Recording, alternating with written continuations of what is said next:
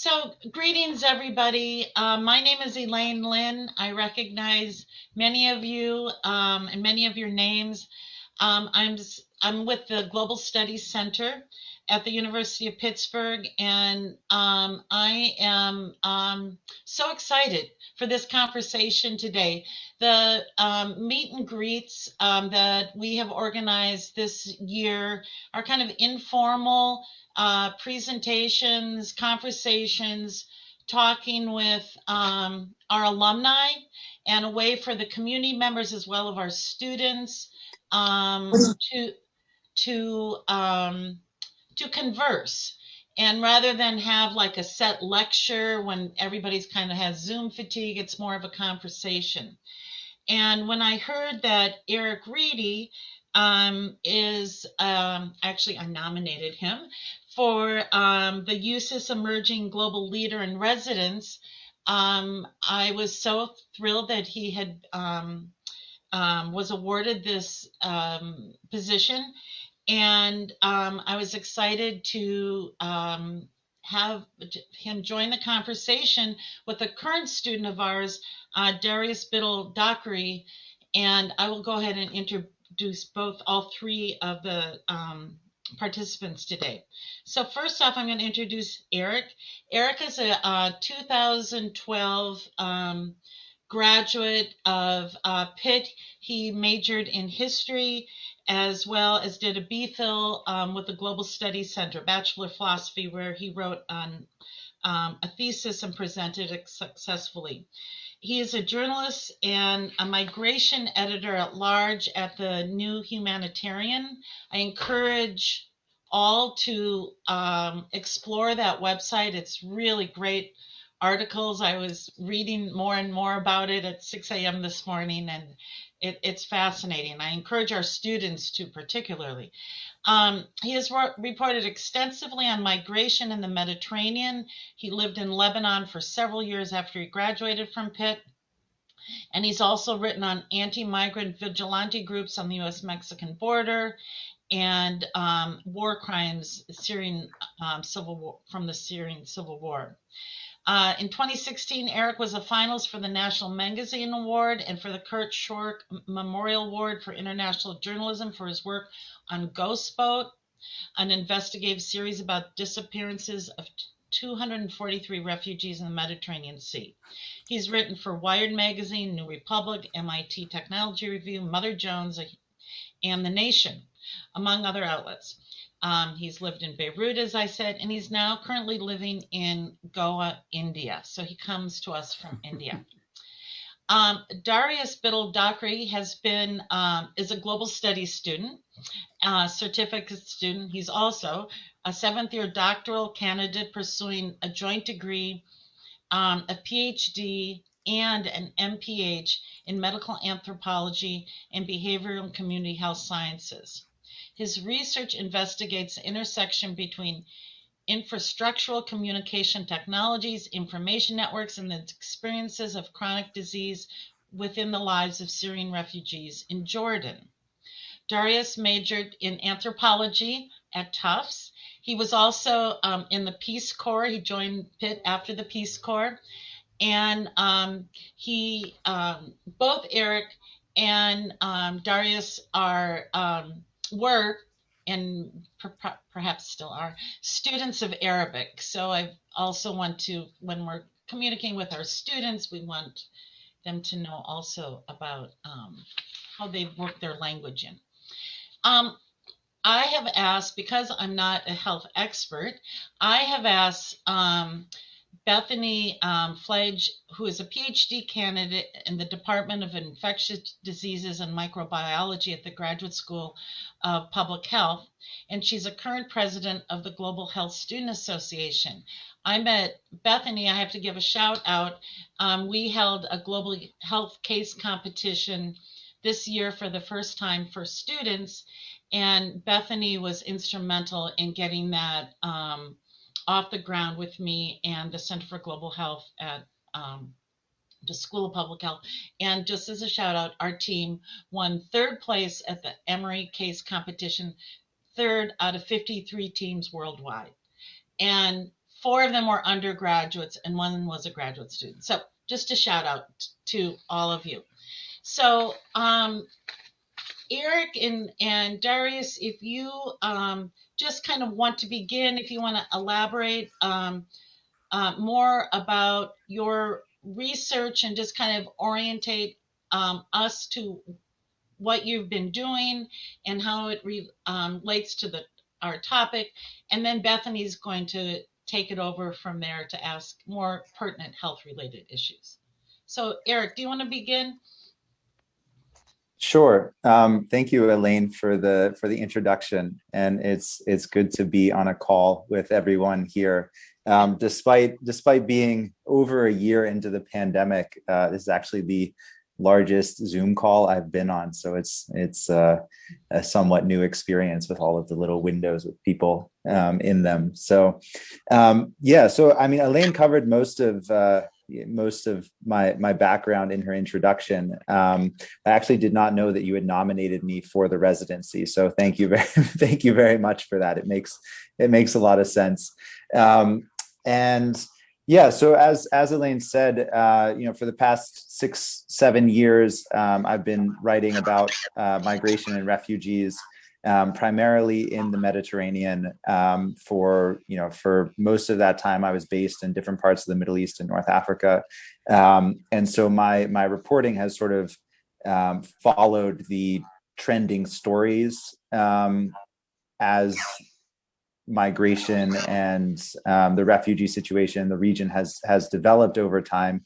And of course, within the past year, the big question or event that has dominated so many things around the world has been the COVID-19 pandemic.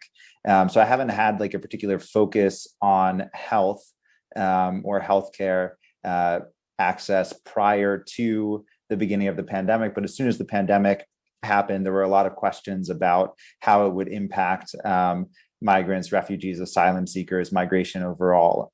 So for the past year, it's been a pretty significant part of the reporting that I've done has sort of focused on this question of how is the pandemic impacting these populations. So I hope to share some insight from the reporting that I've done over the course of the last year today.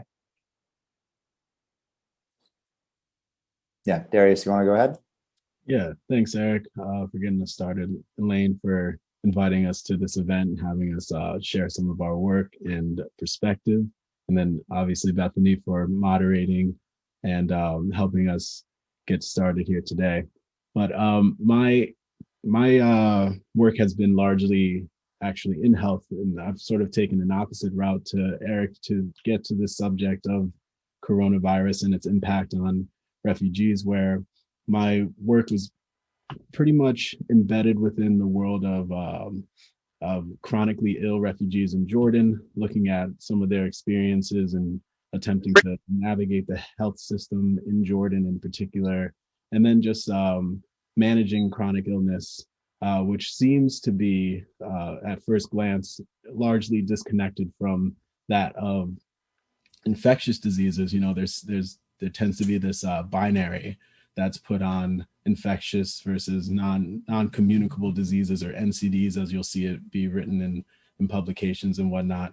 And actually, it wasn't until somewhat recently, as I'm currently writing my dissertation, that in the face of coronavirus, you realize that these things actually compound each other. And we can talk about that a little bit later on in the discussion, but it's been an interesting journey to understand the impact of chronic illness and non-communicable diseases in the wake of this, terrible disease that's ravaged the world. And so, though coronavirus is an infectious one, as Eric has reported in some of his work as well, a lot of the sort of, I guess, what we can call embedded social conditions that affect chronic illness and people's social and economic lives has also been directly impacted by coronavirus in a lot of interesting ways that, like I said, Eric has reported on, and we can talk about a little bit further today. But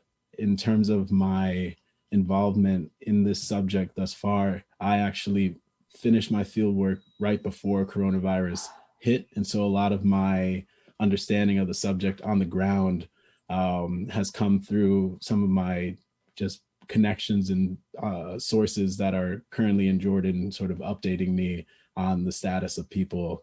And so I haven't been able to be in the field as most people have not, due to the corona restrictions, but it's been an interesting time to sort of come to understand this new world that we're living in. And so glad and happy to get into it today.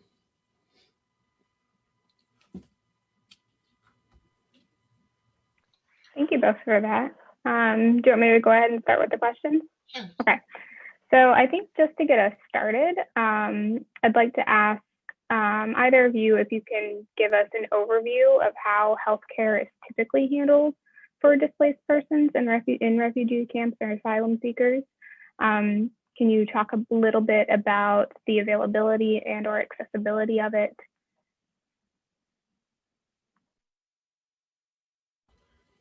I can hop in from my understanding, and Eric, with his more expansive scope, can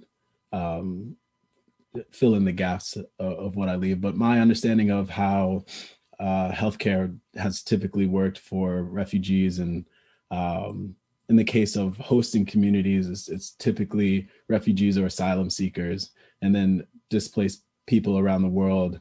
There's a term, internally displaced peoples, or IDPs, is something that, if you're not familiar, you can imagine that even though there are, millions of refugees that have fled from Syria, for example, there's still millions of people displaced inside of the Syrian borders that are facing just as significant, if not more, significant challenges in terms of accessing health due to a number of circumstances like ravaged infrastructure, just unsafe conditions because of war zones, geopolitical circumstances, lack of aid, etc. And so when it comes to the two populations, let's say, of internally displaced versus refugees or asylum seekers, people who have fled the conflict, it's dependent somewhat on their situation. In a lot of cases, let's just take Jordan as a case study, for example. They've been treated, refugees, let's say, have been treated largely as uninsured Jordanians when it comes to the actual healthcare system. And that's fluctuated and changed depending on things like funding for programs and for the country itself, the aid that's delivered or not delivered, which would enable the country to subsidize some of the costs to refugees, which would enable them to access the healthcare system as well. But generally, organizations do provide a significant amount of refugee health services, especially within the camps. Yet the majority of refugees around the world don't actually live in camps. They live in communities outside of the camps. And so people are dealing with the national health systems, which, as we know, are variable, even within the Levant area of the Middle East. For example, Lebanon's system is quite different from the Syrian system that they were previously used to, and the Jordanian system currently. And so it's variable, and I can speak more to some of the specificity of Jordan, but typically there are it's sort of like a patchwork, let's say, of national healthcare infrastructure and systems, and then the addition and typically gap filling that happens through these international aid organizations that are either working in the camps or in the communities. Yeah, I think Darius did a good job of giving an overview.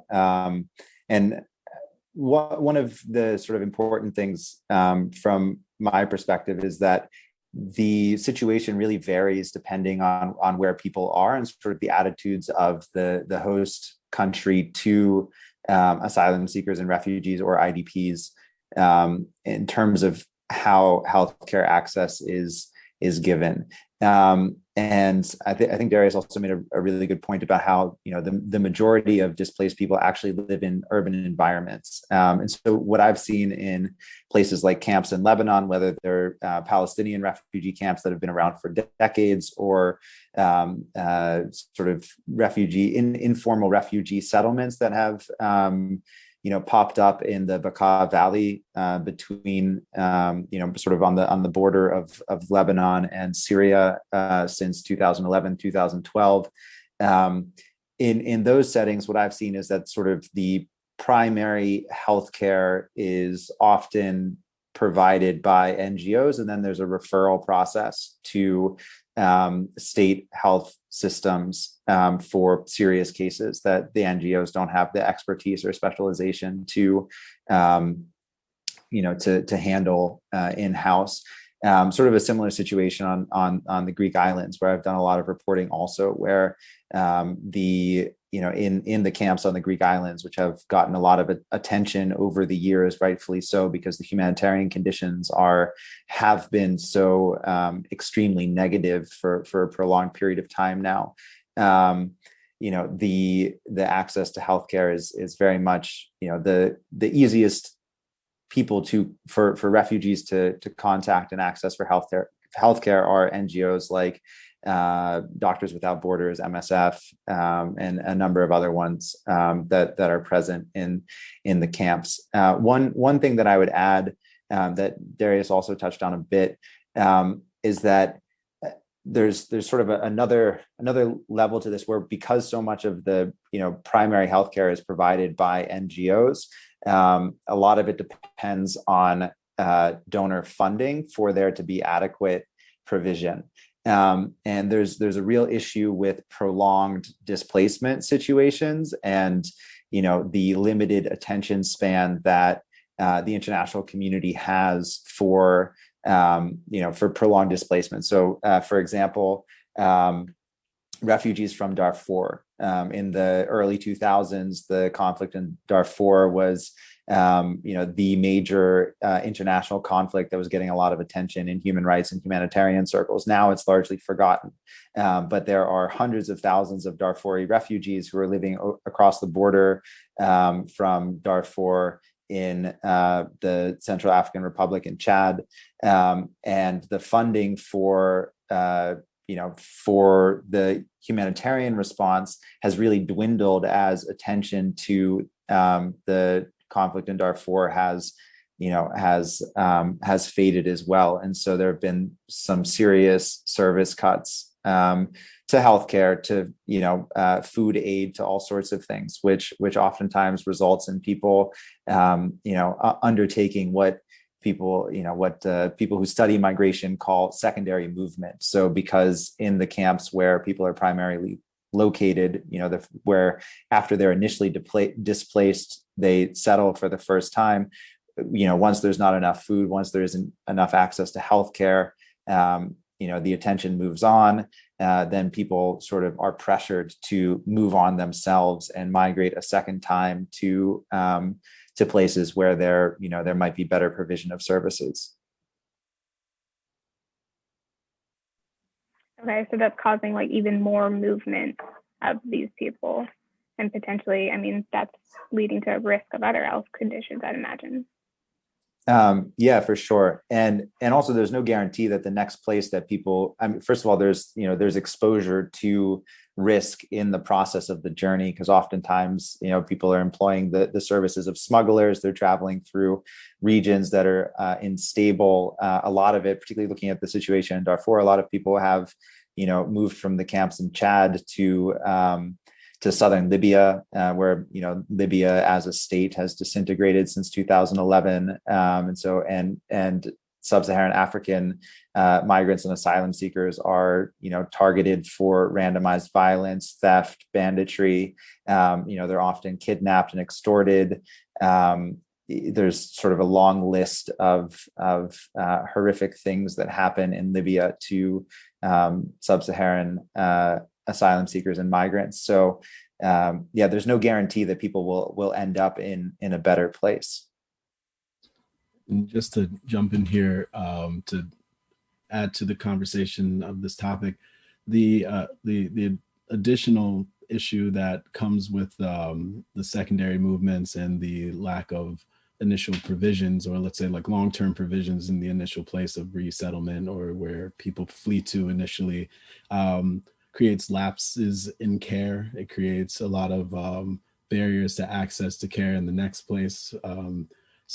For example, Syrians in Jordan have had the benefit of sharing a common language and similar cultural systems, but when you're migrating to multiple locations, it's just as difficult to parse out where to go, what to do, who to contact, what aspects of the systems to understand as you're moving through these various governments and places, as well as the just very in your face risk, the daily risks that Eric has pointed out with the migration journey itself. And just in terms of health, and I know we'll get into this a little bit later, but because a lot of these programs are dependent on funding, COVID-19 has also had an impact on some of those funding flows because of a lot of countries sort of buckling down for their own emergencies and then basically leaving refugees to be a secondary, if not tertiary or beyond concern. And so a lot of these movements, though attended to, and maybe even in some cases previously finding friendly territory as people moved, in places like Germany or some other places that have been a little bit more friendly to refugees. A lot of refugees, especially in the wake of the pandemic, have found borders to be completely closed due to lockdowns and a number of other things that make movement even more difficult than the journey actually is to begin with. Thank you. So that so we just talked about, a lot of different barriers that these people are already facing.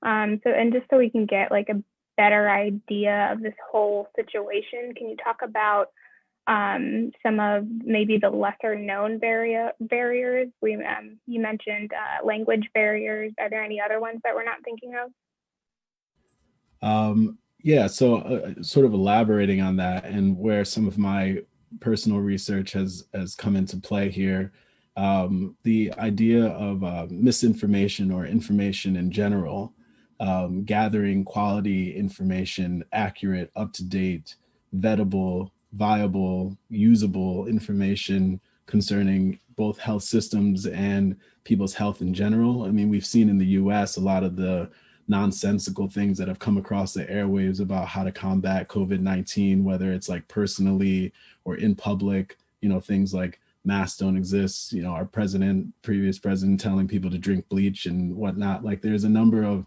things that come across people's screens that people have to discern whether or not it's accurate information. And when you're in a mode of crisis because you're either fleeing conflict or just trying to get some sense of stability within your life because it's been uprooted as you have in terms of your own movement, that's a daunting task. And when it comes to navigating health systems, as again, we know in the US, health systems can be quite complex. And it's difficult enough for people who are citizens sometimes to navigate their own systems, let alone people who are thought of not as citizens, as unwanted guests, as a lot of these provisions aren't being made to enable them to actually navigate these systems properly, which increases a turn to things like self-care, because engaging with the system actually ends up exacerbating people's diseases due to stress, due to like I said, lapses in care because they can't find where they need to go exactly for what they're suffering from. And so you have a number of these barriers, some of which we've talked about, sort of being compounded by the fact that people can't figure out how to solve the problems that they're initially encountering due to their status as migrants or refugees or just internally displaced people. So that's something from my research that I don't think many people think about when they think about refugee movements or even like resettlement in a different place. You can be in a full-fledged resettlement program, and one of which I used to work for back in my hometown of New Haven, Connecticut, and they went above and beyond for the refugees there. But there are federal laws that limit the time frame by which people have to find employment, housing, medical care, learn a new language in order to get employed.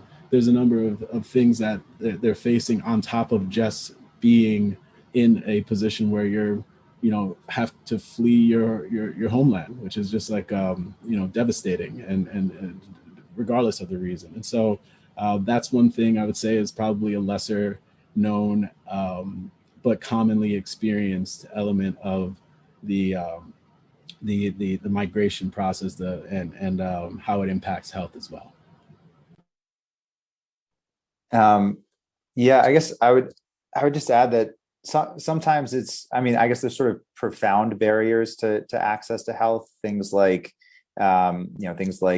legal status is probably one of the biggest ones in different contexts, which is probably one of the expected ones. And then I think with so many of these things, it's sort of the layering of vulnerabilities that creates a barrier. So I was looking, the United Nations Refugee Agency, UNHCR, does sort of a yearly vulnerabilities assessment for Syrian refugees in Lebanon, and it has a lot of good statistics in it. So I was looking at it in preparation for this call, and one of the things that they look at is what are the biggest barriers to people seeking medical treatment, and the biggest one is understandably, because Lebanon doesn't have a public health system, and 80% of Syrian refugees in Lebanon are actually undocumented, even if they do have a refugee card from UNHCR, and UNHCR recognizes their status there. They don't have legal residency in Lebanon at this point, so that makes them incredibly vulnerable. But the biggest barriers are cost of treatment, cost of drugs, doctors' fees, and then something as simple as the cost of transportation. So being able to pay to take the shared taxi from the camp in the Bekaa Valley or the neighborhood in Tripoli or in the south of Lebanon to wherever the hospital is. I mean, the barrier starts pretty much as soon as people step foot outside their door. And so just the economic marginalization that comes with being undocumented, that comes with there are laws in Lebanon that say documented Syrian refugees are only allowed to work in 4 or 5 sectors of the economy: agriculture, building, a couple of other sort of, unskilled, quote unquote, sectors of the economy. And, again, that's only 20% of Syrian refugees who can access those jobs legally because they're the only ones with documentation at this point. But, it's the layering of all of these things that creates the barriers to healthcare in a lot of situations. So, and now let's work the pandemic into this. So how has the pandemic really affected this healthcare accessibility? Just to sort of add on to Eric's response here, it's another layer, I believe. Like, not only is there an issue of the virus itself and what it can do to an individual or a population, but also making things like social distancing when you have a crowded domicile that people are residing in, multiple families in one apartment. These types of things are impacted by the prospect of contracting the virus in some of these overcrowded spaces. That was a big concern in the refugee camps, though fortunately that has not turned out to be such a catalyst for transmission and death rates or contraction rates of the virus, fortunately. But these are elements of daily life that are now being, as ours have, completely changed.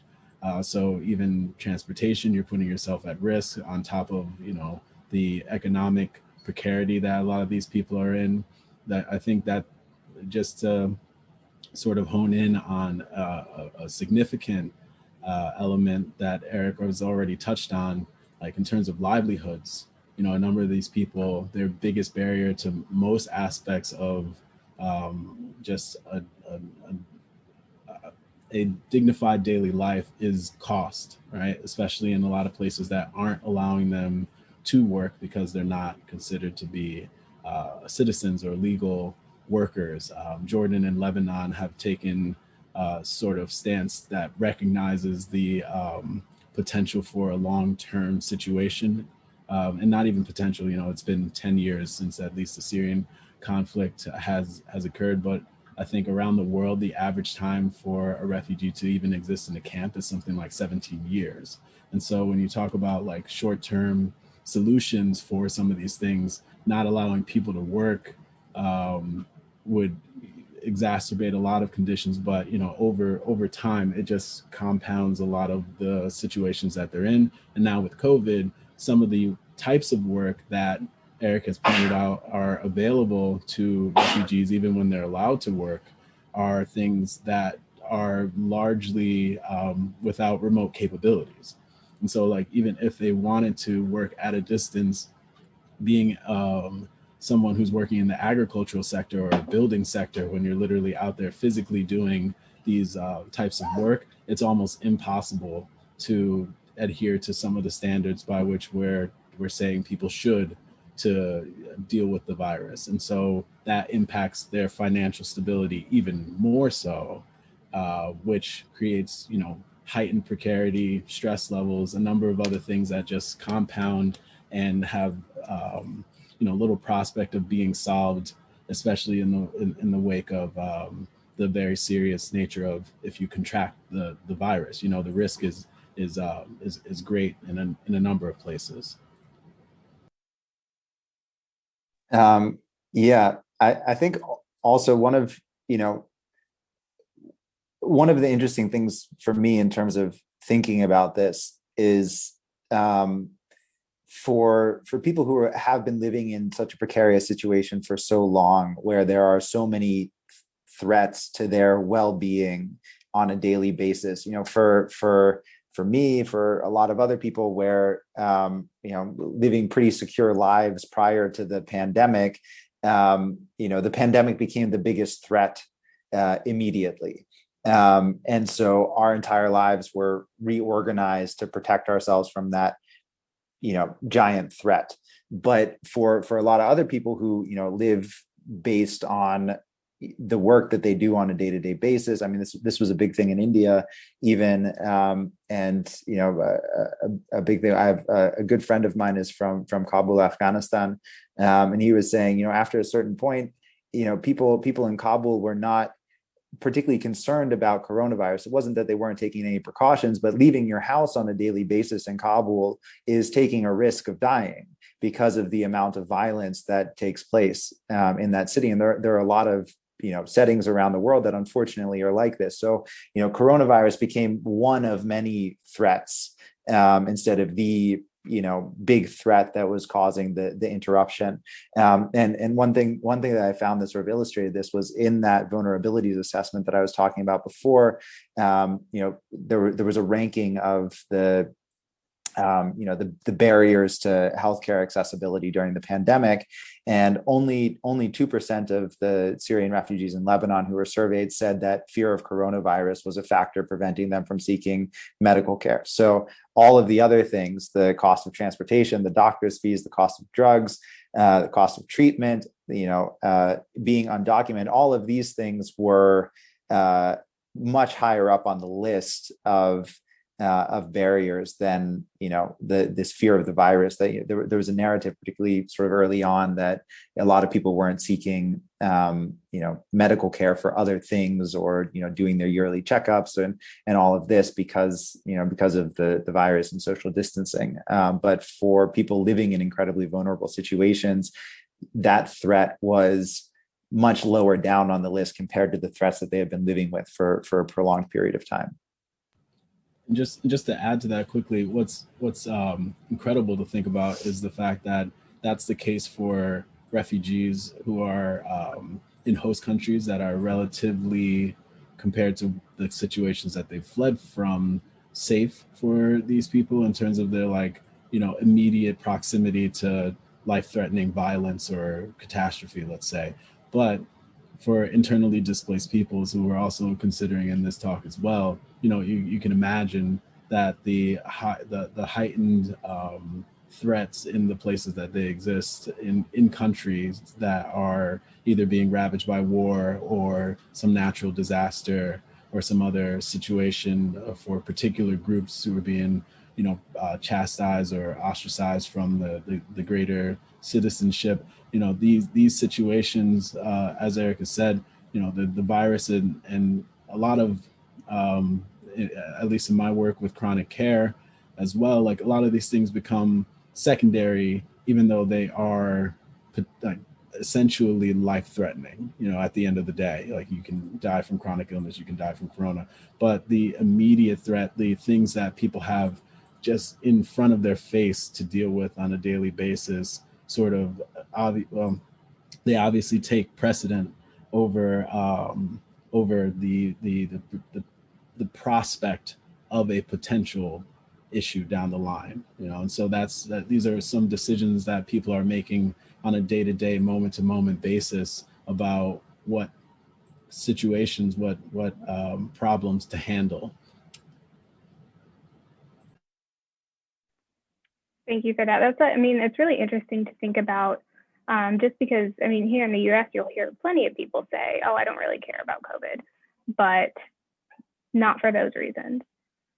So certainly the pandemic has impacted displaced persons and refugees, but has it done so in a way that was kind of initially expected? Yeah, I'll jump in for this one because I recently wrote an article on this topic. Yeah, so the short answer is no. And basically what happened was early on in the pandemic, even sort of before it was declared a pandemic by the World Health Organization, in March last year, there were a lot of early warnings coming out of the humanitarian community that, as the virus first jumped outside of China, there was a big outbreak in Iran, was the first country that had a major outbreak outside of China. And it sparked a lot of fear about the virus spreading throughout the Middle East. And the Middle East is a region that, if I'm getting the number correct, I think there are something like 27 million refugees and IDPs throughout the Middle East. And the vast majority of these people live in refugee camps and in densely populated urban areas where the things that we have been told to do to protect ourselves against the coronavirus are virtually impossible. People live in very crowded, close together conditions where you can't socially distance. There isn't access to water and sanitation facilities. So the stay 6 feet away from people and wash your hands that everybody has been told to do weren't practically applicable in these settings. So there was this fear that the virus would spread through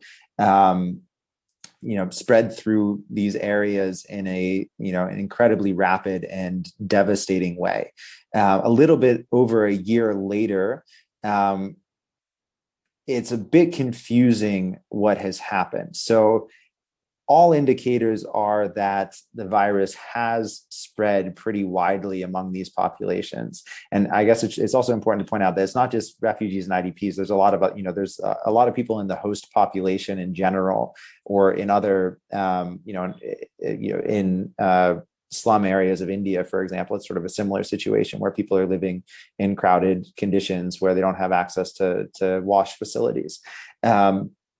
But so the indication is that the virus has spread widely in these areas, but that the death rate hasn't been anywhere close to what has been expected. So UNHCR again put out a report in the middle of February saying that in almost a full year of the pandemic, there have been only around 50,000 recorded cases of coronavirus infection among IDPs and refugees, and 450 deaths, which, out of a global refugee IDP population of more than 80 million people, which is, the numbers are hard to believe. And so I think there are a couple of things going on. One, obviously there's undercounting for all of sort of the reasons that we've talked about these populations being marginalized, not having access to healthcare, discrimination from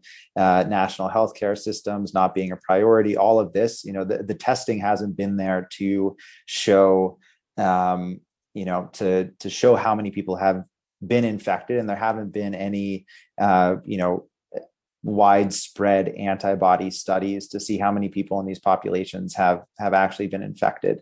But the death rate is a little bit more confusing, because I talked to the head of the Department of Humanitarian Health at Johns Hopkins University about a month ago for this story, and he was saying that if the death rate in these settings was anything similar to the death rate in the U.S., you wouldn't be able to hide that. There'd be bodies just piling up. So 450 is a number that we shouldn't believe. It's certainly an undercount. But if these populations were dying at the same rate as people in the U.S. have been dying, then there would be some at least anecdotal evidence of that happening. And so there's a number of, there's no definitive answer yet as to why the death rate is so much lower. But there's some hypotheses, younger population in general. So the effects of the virus haven't been as severe on people. Some sort of pre-existing immunity from exposure to other forms of other coronaviruses, weather situations, people living more in outdoor environments, so not being in closed spaces where the virus transmits easily. But there's really still no conclusive explanation for this variance in death rate. And so the picture that really has emerged is that, just by dumb luck, the death rate hasn't been what it was expected. There is some concern with the second waves of the virus that are happening in parts of Africa, in Central and South America, now in Southeast Asia, South Asia, with the new variants, spreading more quickly and apparently having a more detrimental effect on younger populations also, that this could still change. And so all of the sort of recommendations about social distancing and hand washing and mask wearing are still very, very relevant. But from all indications so far is that it's the secondary impacts of the pandemic that really have been the major effect on refugees and IDPs in the past year. And Eric did a great job of summarizing the impacts of the pandemic. So I don't have too much to add in terms of the contrast between what was initially expected, as he outlined, and what sort of occurred. But in terms of the secondary effects, we've touched on a number of these today in terms of like the economic effects, the compounding precarity in a variety of aspects of refugee life, as well as just like I said previously, like lapses in care for people who are suffering from chronic illness, which is a significant portion of a lot of refugee populations. There's a number of things that I'm sure at this point this group can sort of think about having an impact from the measures that are taken to curb the corona spread, but then also just what it's done to other sectors of life that refugees are just more acutely attuned to because of their precarious situations that were, hanging on a thread to begin with, or, dependent on particular situations coming to fruition. And now there's, as we've all experienced, an inability to plan even more so, because you don't know what today is going to turn into tomorrow. and that just like experience has effects on people's psychosocial conditions. You know, there's a number of things that aren't just physical health that are compounded by the effects of the coronavirus socioeconomically, not just physically in terms of like the biological effects of contracting the virus or the virus spread as well. But I won't hang on that too much longer. Like I said, Eric already did a great job of laying it out, and just wanted to leave time for questions if that was still part of the discussion. Absolutely. So if anybody has any questions, please feel free to unmute and ask or type it in the chat. And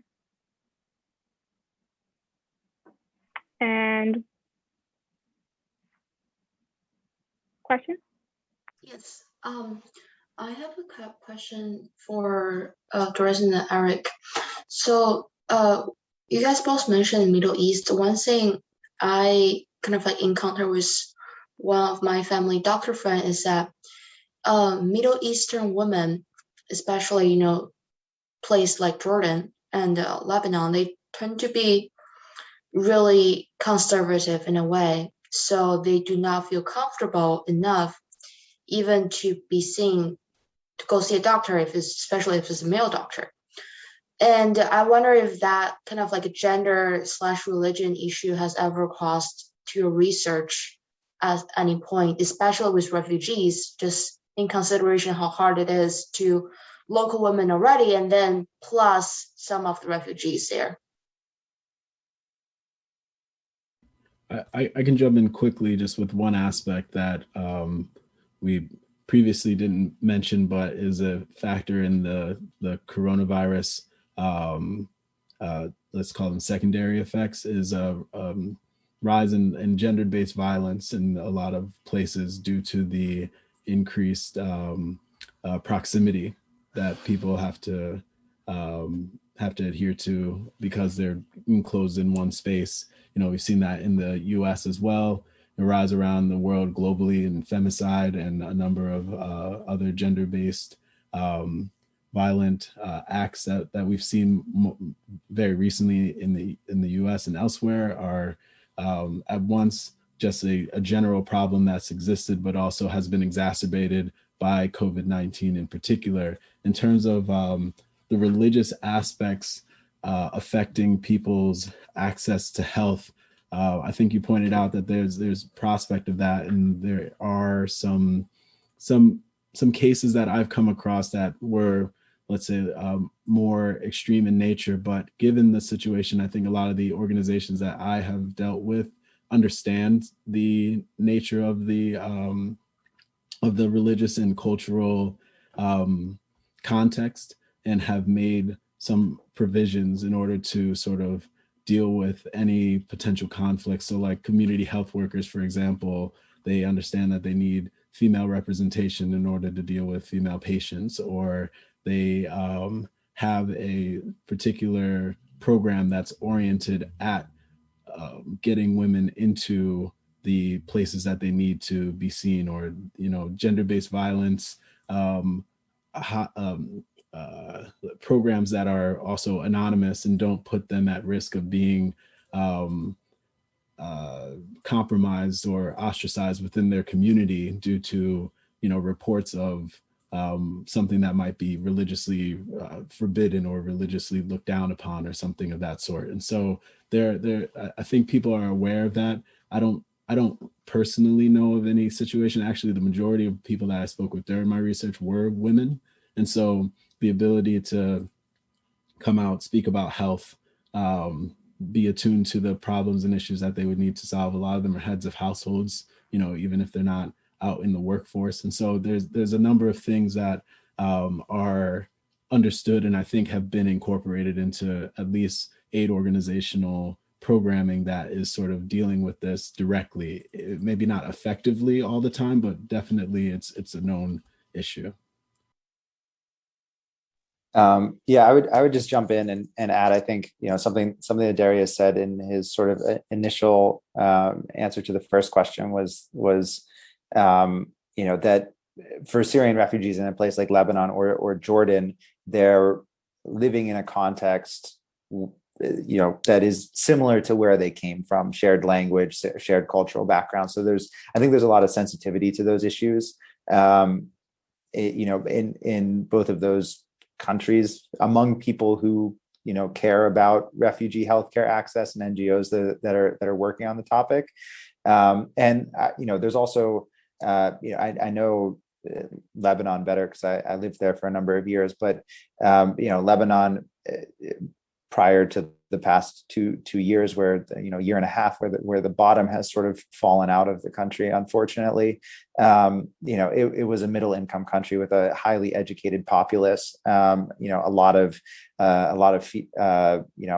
women pursuing higher educations, a lot of female doctors in the country. So a big portion of the medical staff in the country is women, who come from sort of the same context or similar context, have sort of a shared cultural background, to be able to navigate those issues of conservatism that could potentially pose an issue. But it is also this question of who is able to provide care is an important one in the humanitarian sector, as well, and it's sort of an argument for why more local NGOs and people from the affected communities themselves should be involved in in providing services to their own communities instead of Western aid workers, potentially, because people from the same community, same gender, are often able to to bridge those gaps in ways that people from outside cannot. And I'm going to drop another article in from a refugee in a Darfuri refugee in Kampala who was writing about this, that I think is relevant also. Great, thank you. And it looks like we have another question from Mel. Yeah, I want to talk about secondary migration or secondary movement. I fully understand that migration itself is an act of desperation. I mean, people leave, we all know that. People leave their home because they're desperate.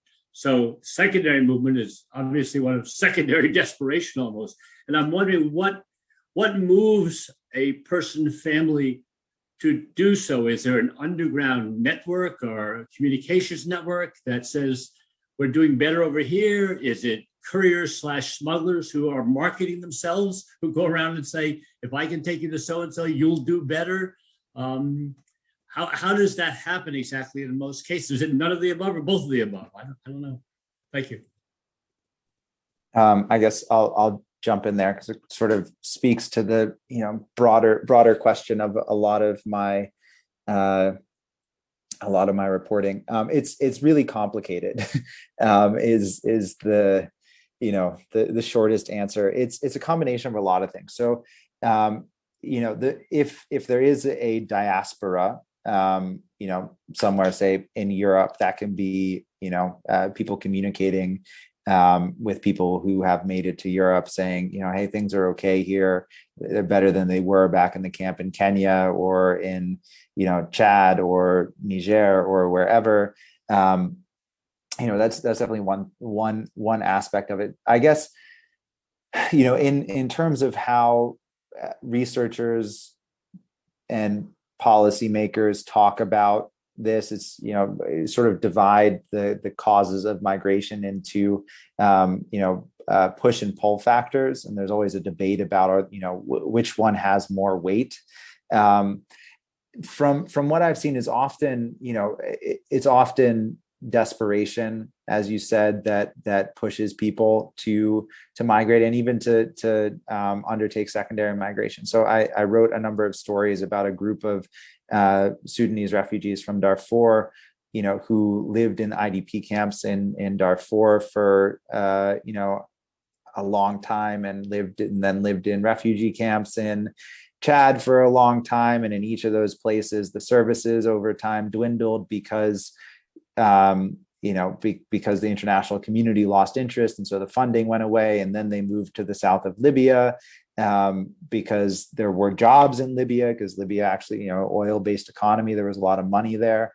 Then the civil war in Libya started, and it became a very dangerous place. And they tried to, get on a boat to go to Europe, but they were kidnapped. They were, forced to work as unpaid laborers. They were extorted and tortured. And so then they, crossed down into the north of Niger, and now are stuck in a camp in the north of Niger where there also aren't adequate services. So now they're, going back to Libya and trying to cross again, or going to Morocco and trying to cross to Europe from there. So it's really, it's really a complex situation. And I think the decisions that people make about where to go, a lot of time is just, it's like looking for a point of light somewhere. It's a rumor that, oh, like I heard that if you go this way, it's better than if you go that way. Or if you make it to this destination, you'll end up in a decent dormitory for refugees and asylum seekers, or the asylum procedures in Germany are easier than the asylum procedures in the Netherlands. So, and to the extent that those are,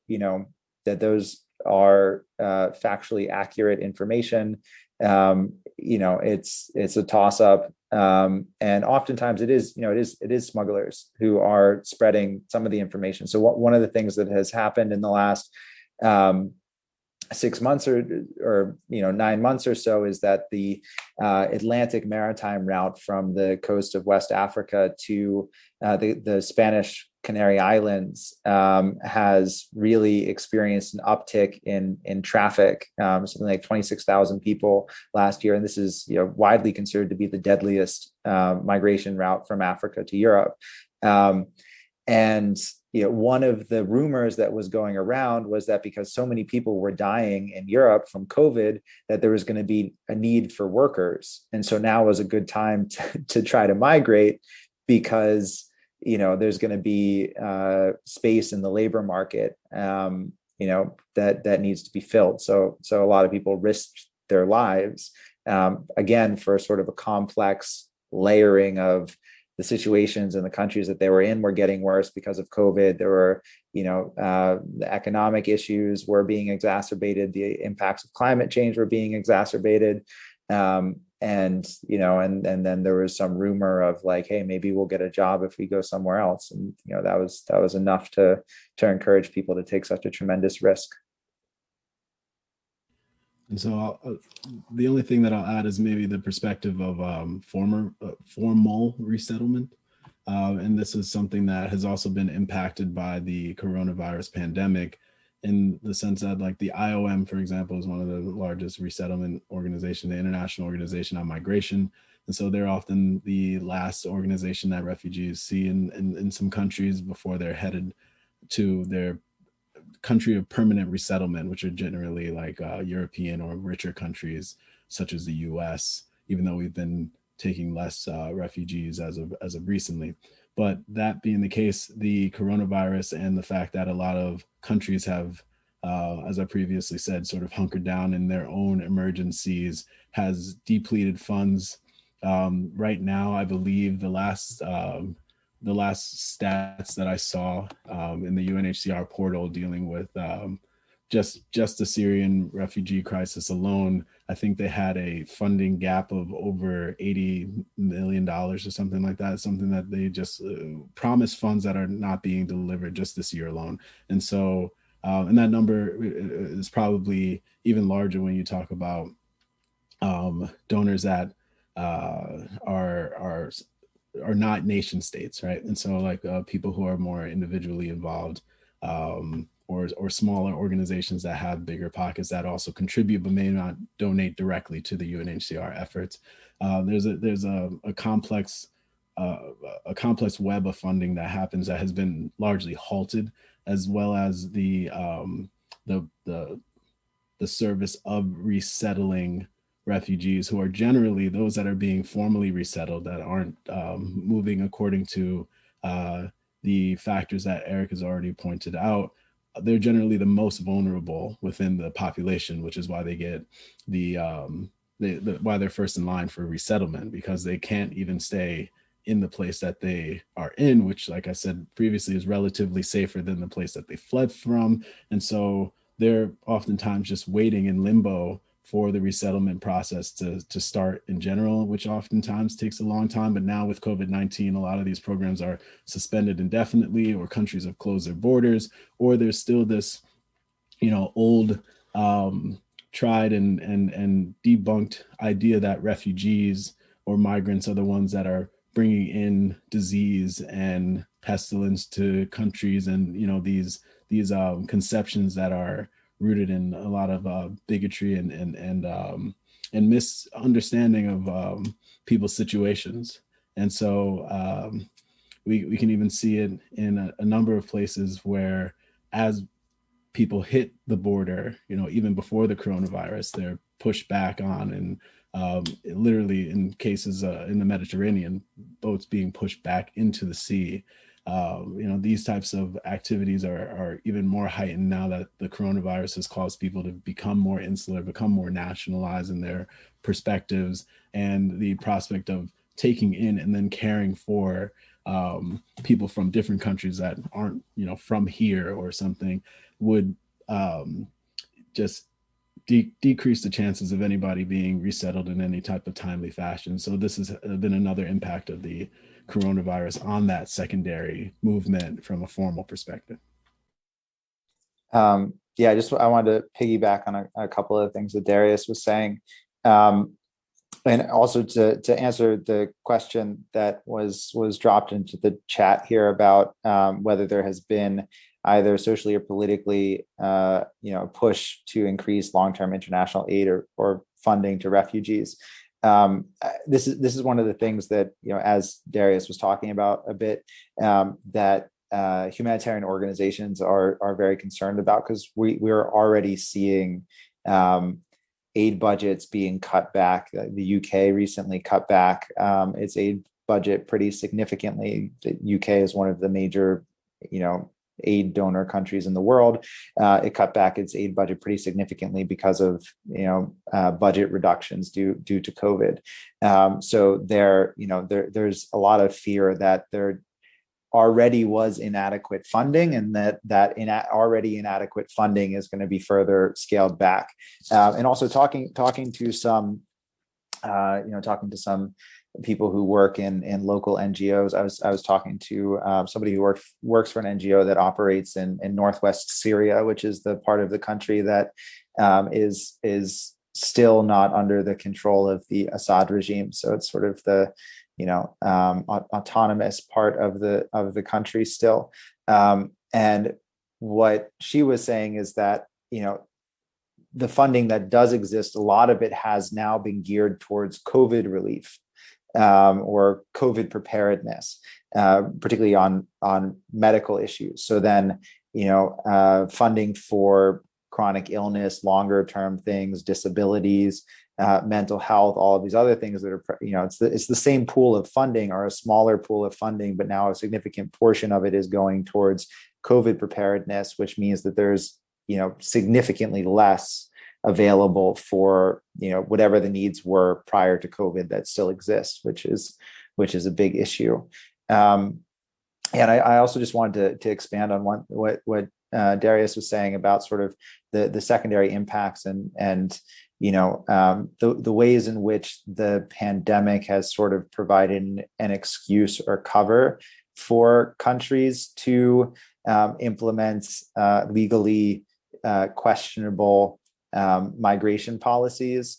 For example, in the U.S., where I think a lot of people on the call are, there's a public health order called Title 42. I'm not sure how many people are aware of this. It's probably been getting a fair amount of coverage because it's sort of at the center of everything that's going on the U.S.-Mexico border right now with migration. But it's called Title 42. It was passed by the Centers for Disease Control at the end of March last year, which basically said that anybody who crosses the U.S.-Mexico border irregularly for reasons of the fear of the virus, and that U.S. Border Patrol doesn't have the facilities to process people in a COVID safe way, anybody who crosses the border irregularly immediately gets expelled. And that includes asylum seekers who legally have the right to once they cross into the US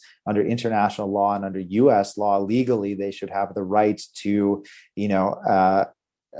submit an asylum claim and have their claim heard in the US. But since the end of last March, anybody who crosses the border gets expelled. The Biden administration made an exception at the beginning of February, which is sort of the genesis of a lot of what is happening at the U.S.-Mexico border now. That made an exception for unaccompanied minors and families with young children are now not being expelled. So that's the only category of people that aren't being immediately expelled. And talking to public health experts about this order, on some level, it's like, okay, it's COVID times. It's a extraordinary situation. You want to keep, the population safe and healthy. So maybe something like this is necessary. But at the same time, the rest of the U.S.-Mexico border has never been sealed to traffic. There have been truck drivers going across for commercial reasons throughout the entirety of the pandemic. There have been tourists going back and forth, famously Ted Cruz not that long ago. So what public health experts say when I've talked to them about this is that if this was actually about public health, the same restrictions that are being placed on asylum seekers and migrants would be placed on everybody else. But because they're not being placed on everybody, this is sort of becomes transparent that, it was passed by the Trump administration. It was just another tool in the Trump administration's toolbox of trying to end access to asylum at the U.S.-Mexico border. And so we've seen iterations of this in a lot of places. Italy and Malta in the Mediterranean early on in the pandemic declared their ports unsafe for asylum seekers and migrants. And so we're not letting boats of people who had been rescued in the Mediterranean Sea after leaving Tunisia or Libya disembark in the Mediterranean. The Greek Coast Guard has, the UNHCR recently, I think, Darius, you were alluding to this, UNHCR recently said that it's documented hundreds of cases of the Greek Coast Guard and Greek authorities pushing asylum seekers back at sea in the Aegean. And one of the tactics that they use to do this is people actually land on one of the Greek islands. Greek authorities take them, put them on these orange inflatable rafts, tow them back out to sea to the border of Turkish waters. The rafts have no propellers, no motors, nothing. And then they just let them float until the Turkish Coast Guard comes and picks them up. And so these are the things that have been happening under the cover of the pandemic that people are paying much less attention to because everybody's distracted by other things, and definitely falls into the category of secondary impacts that have been pretty extreme. Just a quick comment, because this is getting into another area that's probably too large for this discussion here today, but I wanted to actually amend something that I said. I think it said 80 million in terms of the funding gap, but I missed a comma and a 2. It's actually like 2.8 billion. That's the funding gap according to the website portal today in 2020 for 2020. And so you can already see that the types of gaps. And then just to put it in perspective, the year before was still a $2 billion gap, just a little less. So it's not like COVID has exacerbated these funding gaps so much so, but it's just another layer that is justifying some of these tactics by governments to either quell or completely do away with their processes of taking in refugees, migrants, asylum seekers, and the like. Additionally, sort of touching on what Eric was talking about in terms of some of these like draconian or even just straight up cruel problems that are being caused by these conditions. The idea that a lot of refugees are being their information is being siphoned from them by a lot of these countries in order to, and justified by things like contact tracing or needs to understand who is coming in and out of the borders because of heightened security due to COVID-19 or whatever excuse that they want to make. The European Union, I believe, is taking in all of the fingerprints and some other biometric data into their Eurodac database just to track migrants as they come across their borders in an unprecedented way, where they have these massive databases with full of refugee data. And like I said, it gets into some stuff that we probably, definitely don't have time to get into today, but just as you're thinking towards these situations, and hopefully we've provided some perspective enough to sort of expand the thoughts on a lot of these circumstances. These secondary effects, I think, especially if you read Eric's article, are just probably the more devastating thing. So if there's ever a refugee issue at hand, there's a number of layered issues that are directly connected to that. And though we're calling secondary, they actually end up being some of the more significant and primary impacts on these people's lives and livelihoods. I completely agree with that. Sort of the secondary as primary in this case. Also, Darius was speaking about refugee resettlement a bit.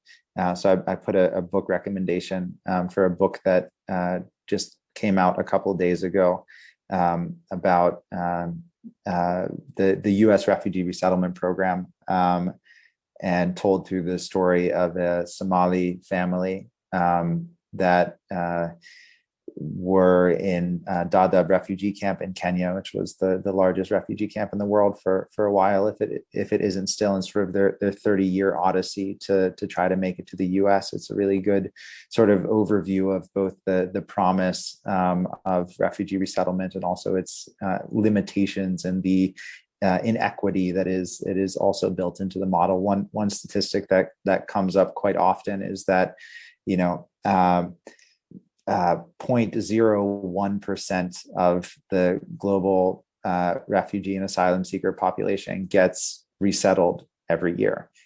So statistically, it is pretty much insignificant. But when it comes to the difference that it makes in the lives of those 0.01%, it's a tremendous difference.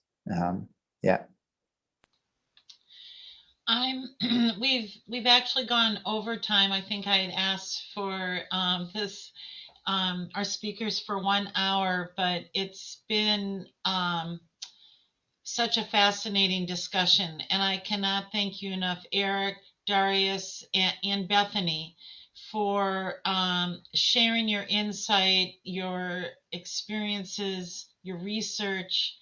I'm just very proud of you, and I know I'm amongst a lot of folks that love these guys right now. So we've got friends, we've got students, we've got former colleagues with us, family members, and it's a pleasure, been a pleasure to advise these students, to currently advise them.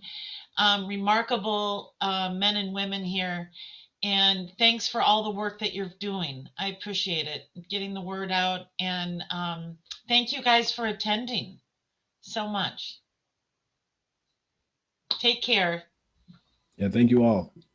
Yeah, thank you everybody for taking the time to listen in.